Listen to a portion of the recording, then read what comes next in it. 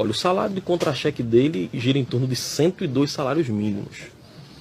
Mas, se formos levar em consideração os carros blindados, o cartão corporativo, gira em torno de quase 200 mil reais.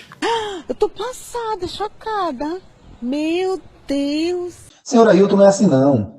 As pessoas estão satisfeitas com a doutrina, com os costumes da igreja. As pessoas não estão satisfeitas com os desmandos, com as mentiras de um presidente caído, de um homem que chega diante de um tribunal, diante dos juízes, não é? Mente descaradamente e chama os crentes de mentiroso quando nega o projeto de cidadania. Uma pergunta simples, quando lhe é feita, não é? E o senhor diz, eu não conheço o projeto de cidadania, que mente descaradamente, dizendo que a igreja, né? Claro que a igreja não, mas o senhor persegue as pessoas, né? E eu sempre lanço desafios como desde o início, né? Eu lanço novamente esse desafio.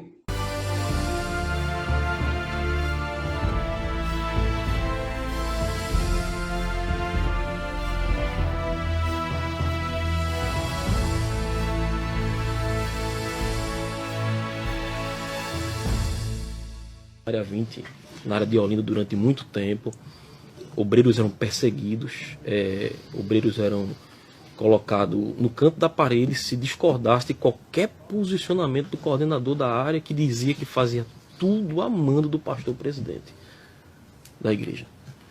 Eram perseguições. Você, como trabalhou na igreja, logicamente fazia o pagamento, você sabe dizer o salário do pastor aí está abrangendo tudo? Tudo. A renda dele, o que a igreja... Sabe dizer se o filho dele também recebe alguma remuneração da igreja? Recebe mais de 50 mil reais em contra-cheque, mas também recebe cartões corporativos e outras benesses que vai em torno de 100 mil reais. Apartamento dele, a esposa também do pastor presidente também recebe? Recebe como funcionária, recebe em torno de quase 15 mil, 20 mil reais. A família do pastor, toda a família, incluindo filhos, incluindo genro, nora, irmãos, todas elas trabalham na igreja? Quase todos recebem, né? Recentemente a irmã Ana Cláudia, que é a esposa, era filha do pastor, era chefe do departamento de psicologia da igreja e recebia um salário de quase 9 mil reais. O esposo dela, irmão José Hildo, assessorava o pastor, o gabinete do presidente, e recebia salário de aproximadamente 8 mil reais também. Você, como trabalhava lá e depois da conclusão fizeram um edital para fazer a construção do megatemplo, você sabe dizer qual foi a empresa que venceu esse edital? Olha, em uma das empresas que estavam na licitação e conforme informações que chegaram ao departamento da tesouraria era a Odebrecht. Odebrecht ganhou a licitação. Conforme... Hoje, você pode dizer se foi construída alguma coisa? Nada. Foi construído alguma coisa nesse terreno? Não tem nada não. Se a gente passar lá na frente do terreno, está livre. Não tem nada construído. Nada foi construído. Nada foi construído até hoje. O único valor da compra que foi feito foi os 12 milhões de reais. Mas até hoje nada foi construído no terreno. Pelo que você anda pela igreja, que você é presbítero, essas acusações, esses vídeos mudaram a reputação da igreja? De jeito nenhum. A igreja, na verdade, hoje, essas acusações, ainda tem muito mais coisa que deveria ter sido falado e eu acho que ainda foi pouco, porque a igreja hoje se encontra dividida. O ministério do atual gestor-presidente está dividido. É tanto que hoje eu sou presbítero da igreja e não coaduno com esses tipos de desvios de finalidade, que eu digo que é.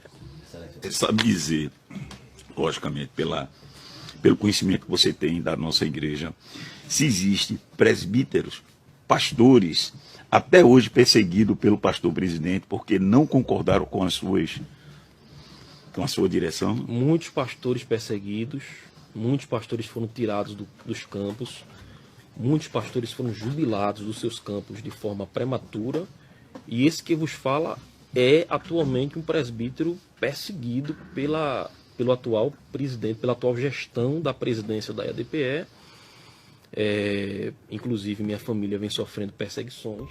Mas hoje, quando o senhor aí insinua, não é, que os irmãos que estão lhe denunciando não é? Denunciando os seus pecados, os seus desvios de conduta, são semelhantes a uma quadrilha, são semelhantes a moleques. Hoje, não só a Igreja Assembleia de Deus Pernambuco, o Estado de Pernambuco, mas o Brasil e o mundo sabe quem de fato é o moleque, ou quem de fato são os moleques, ou quem de fato pode ser uma suposta quadrilha ou chefe de quadrilha, não é, senhor Ailton? Hoje as pessoas sabem quem supostamente pode ser isso aí que o senhor quer atribuir a outras pessoas. A paz do Senhor, meus queridos irmãos. Irmãos, depois da divulgação desse último vídeo do irmão Josué Augusto, que tem por título Ailton pode ser processado por denunciação caluniosa, vários irmãos, principalmente aqui de Garanhuns, né, me questionando sobre essas acusações, essas mentiras aí do Ailton José Alves. E eu, conversando com alguns irmãos, mas alguns me orientaram, pediram, irmão Giovanni, fale publicamente, né?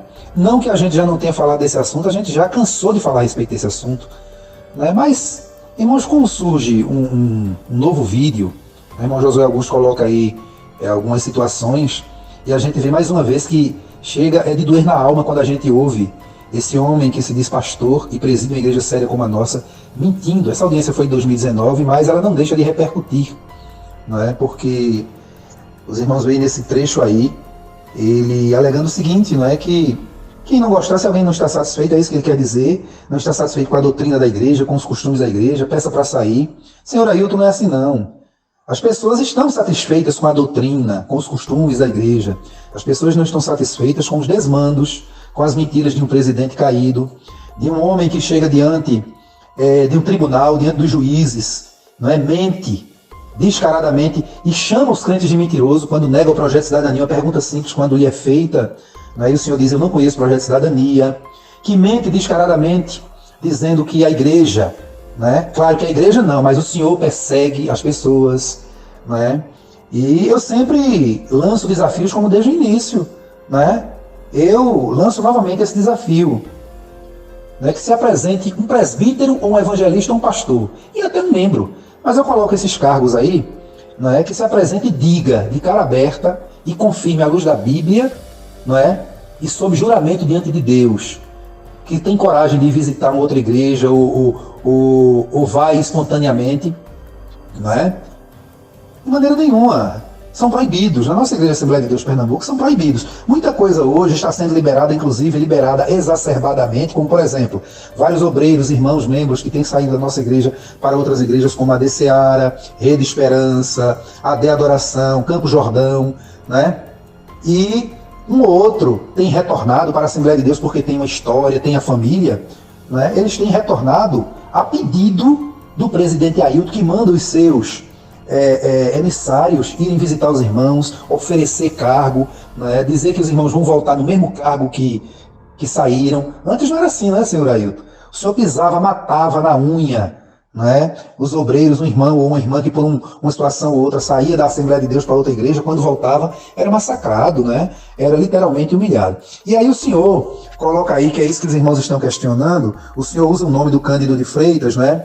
Dizendo que ele chorou, que estava abalado emocionalmente, o sistema nervoso dele abalado, não é? Pelo que eu estava fazendo aqui, aí o senhor mentindo. Eu não sei se é mentira da sua cabeça ou é mentira da cabeça de Cândido. Eu estou achando que foi Cândido que mentiu para o senhor. Porque todos nós hoje, a igreja em Garanhuns e a igreja em São Lourenço, hoje sabe, não é? Que o Cândido de Freitas, ele tem as suas virtudes, mas parece que os defeitos do Cândido e do senhor Ailton, eles conseguem superar as virtudes. Por exemplo, Cândido, qualquer um diz que Cândido é um excelente pregador. Pode colocar ele para pregar 4 horas ou falar 4 horas, que ele prega, não perde o tom de voz, faz a plateia chorar, não é? Mas ele não vive aquilo que prega. Quando a gente começa a comparar a mensagem de Cândido no púlpito com a forma dele tratar as pessoas no gabinete, principalmente as irmãs, não é? As perguntas indiscretas que ele faz, não é? Como ele aborda os temas e depois sai falando para todo mundo um assunto que foi tratado em segredo, não é? Um homem que, aqui em Garanhuns, por várias vezes, vários irmãos, até hoje os irmãos nos encontram, bastava um irmão diácono, um presbítero, um irmão dirigente de círculo de oração, contrariar Cândido em alguma coisa, que ele encontrava os irmãos aqui na Avenida Rui Barbosa ou Avenida Santo Antônio, que são as duas avenidas mais importantes, ele cortava caminho, ele passava para o outro lado, para não falar com o irmão ou com a irmã.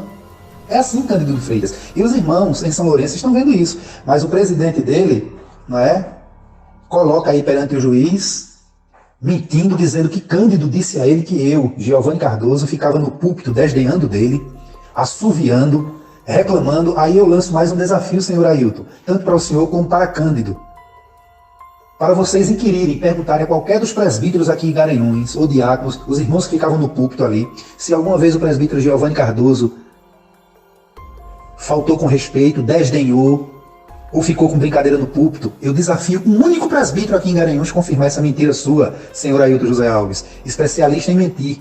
É por isso que o senhor está conhecido hoje no mundo todo como Ailton Mentiria, um pastor mentiroso.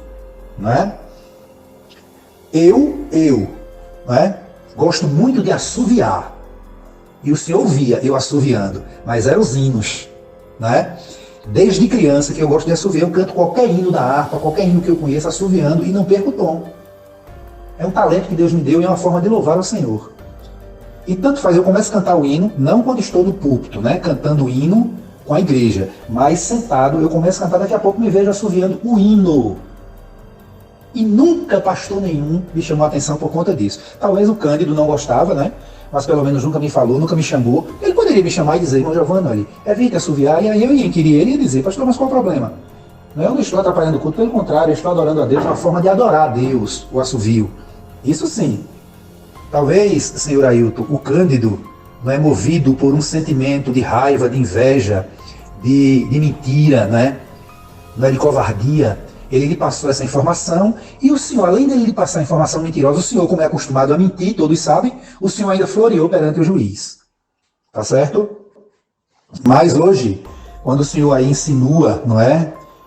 Que os irmãos que estão lhe denunciando, não é? Denunciando os seus pecados, os seus desvios de conduta, são semelhantes a uma quadrilha, são semelhantes a moleques, hoje, não só a Igreja Assembleia de Deus Pernambuco, o Estado de Pernambuco, mas o Brasil e o mundo, sabe quem de fato é o moleque, ou quem de fato são os moleques, ou quem de fato pode ser uma suposta quadrilha, ou chefe de quadrilha, não é, senhor Ailton? Hoje as pessoas sabem quem supostamente pode ser isso aí que o senhor quer atribuir a outras pessoas. Então é isso, irmãos. Nós precisamos esclarecer. Quem conhece Giovanni Cardoso aqui em Garanhuns, e aí eu lanço novamente outro desafio. Porque até hoje, o presidente da IADPE não conseguiu nada que desabone a minha conduta. Ele mente muito, né? Ele, né, a sua turminha aí no Templo Central. Mas como eu disse desde o início a ele, que nós temos amigos também aí dentro do Templo Central que estão ao lado dele, nós temos coisas, senhor Ailton, que nunca foram publicadas. E o senhor agradeça, seja agradecido, porque a gente tem sustentado muita gente de publicar coisas imundas com relação ao senhor e essa turma que ele cerca aí. E com relação a Cândido de Freitas, tem coisas aqui em Garanhuns, irmãos, que nós soubemos recentemente, temos prova, inclusive, e aí se Cândido quiser ter conhecimento, pode me acionar na justiça. Viu, Cândido? Porque lá na justiça a gente coloca. Porque é tão nojento, tão imundo, que se a gente for falar, a gente vai escandalizar demais a igreja. E a gente nunca escandalizou e nem queremos isso. Quem tem escandalizado a igreja são os senhores, com as mentiras, né, com as imoralidades dos senhores, com as indecências, com a falta de respeito, né? Os senhores é que têm escandalizado a igreja. Então, queridos irmãos, está aí esclarecido. Parabéns ao irmão Josué Augusto por essas colocações. Agora, Garanhuns e hoje Pernambuco, sabe, conhece a vida de Giovanni Cardoso de Farias e a família dele, principalmente aqui em Garanhuns. Que Deus abençoe a todos, meus irmãos. A paz do Senhor.